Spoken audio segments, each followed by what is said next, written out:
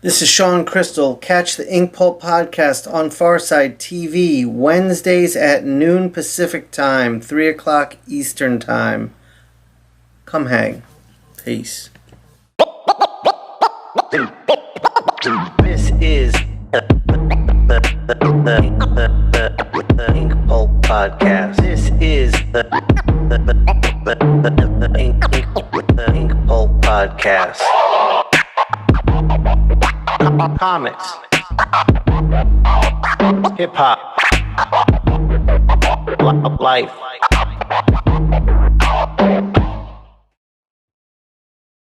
Welcome to the Inkpulp podcast.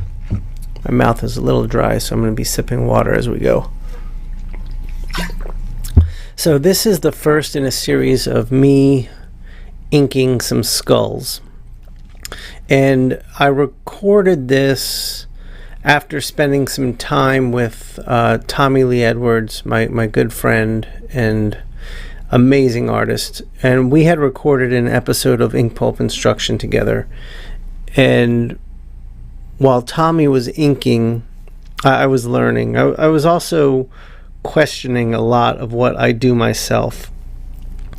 And what I saw Tommy doing was making a lot of decisions in the inking phase, whereas I was really leaving, I was minimizing the decisions that needed to be made in the inking phase. And I was also not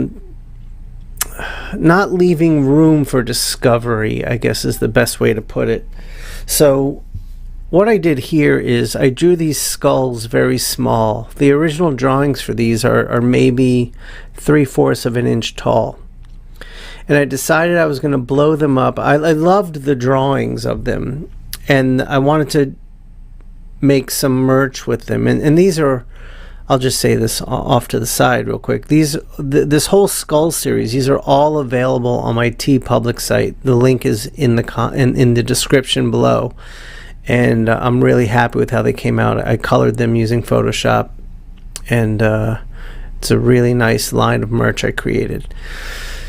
So I wanted to explore inking in a way where I was open to discovery, in a way to where I was drawing more in this phase and not just finessing a drawing that already existed.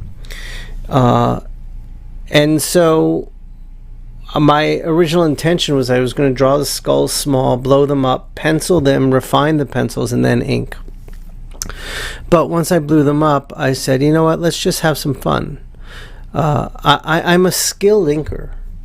I have good command and control of the brush. I have a real good understanding of the marks I make and why I make them. I have a good understanding of value. So I just wanted to play, and I said, let me record this, and I'll make a podcast of it, because I think there's a lot of learning going on for me here, and I think that's really worth sharing. I also wanted the mark making to be a little looser, a little less worried about being perfect, and more controlled.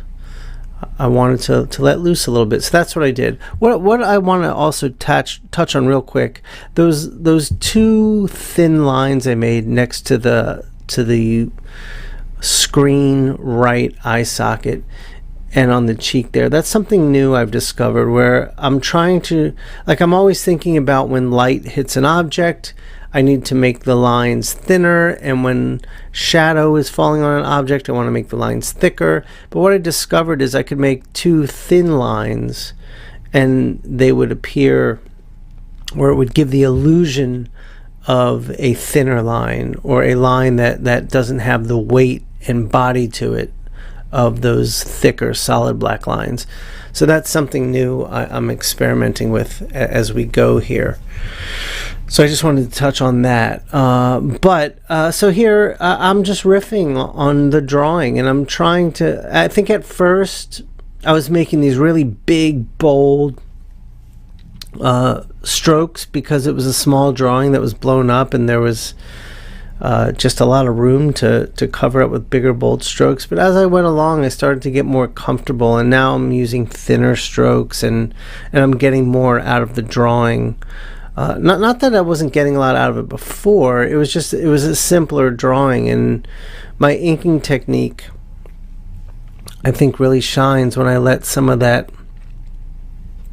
I don't want to say complicated, some of that rendering happen, and when I get a wider variety of mark making, that's really important. That's what I'm trying to say. So you have lines of different weights, you have marks of different thicknesses, of different sharpnesses, and all that jazz. So as I'm doing this, I'm recording it, which I don't love. I mean, I'm just being honest with you. I love having this podcast, and I love being able to speak about what I'm doing as I'm doing it on screen, but it's a little hard, especially this being the first time where I'm really trying to draw and make decisions as I'm drawing with the ink, with the brush, but also making sure everything's working on camera. Excuse me, let me just take a sip of water. Sorry. So there's a lot of experience I'm bringing to the table here of having inked skulls before and having made these marks before. So I think all the years I spent rendering further with my pencils, which some people might say was too much, it taught me a lot and allowed me to discover and create this look that I think is pretty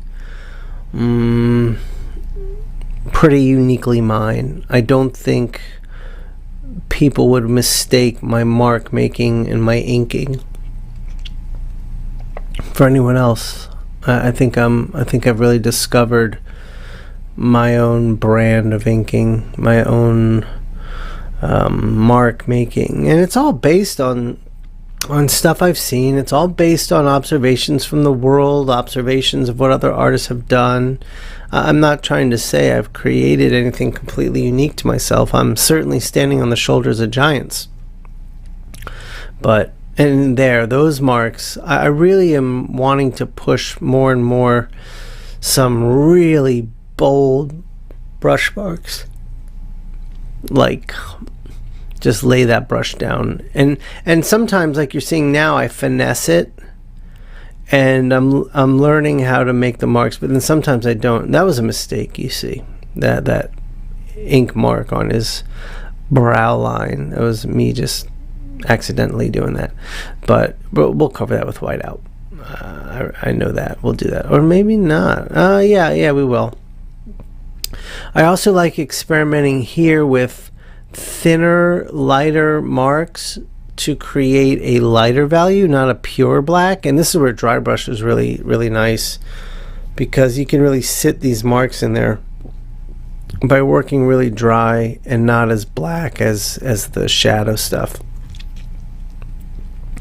So I think at this point in the drawing, I'm getting much more comfortable with all this, and you can see me making lighter and some lighter mark making strokes with the brush. And again, this is the first time doing it, so as I'm watching it, I'm thinking, I want to try this next time, I want to try that next time. But there's 3 of these. This is a series of 3 skulls. So this is the first one. In the next 2 episodes, you'll see the other 2. This is also, I think, there was a nice smear on my part all over the paper. What I want you, the viewer, to understand at this point is it's okay. We have white ink. We can fix whatever we need to. We can use ink to work subtractively. We can use white ink. We can use white ink to work subtractively. We can use white ink to correct errors. All kinds of things we can do. And I wanted to leave all of that open to me. So if I'm being a little sloppy, it's okay. I kind of wanted that because I wanted to see where it took me. And there's something fun about getting moving. At the beginning, the ink's a little wet, so it's a little hard. But as I go, the ink dries a bunch and the brush loses some moisture, and it gets right where I like it. And I can, from that point on, re-wet it if I need it, or just keep working dry. So this was the first one. I've got a couple spots to touch up with the white, and other than that, I think I called this a success. I like the final results. It's a bit more improvisational than I usually work, but I learned a lot, and I'm very happy with how it turned out. So I'm just going to stamp it, and once I stamp it, sign it, boom, stamp it, crack-a-lacka, ink pulp, sign it, and we'll call it a day. So thanks for watching, and please check out the colored version on my TeePublic site, link in the description below, and get yourself a skull something, because they're pretty dope. Thanks again. Later. This is the Inkpulp Podcast. This is the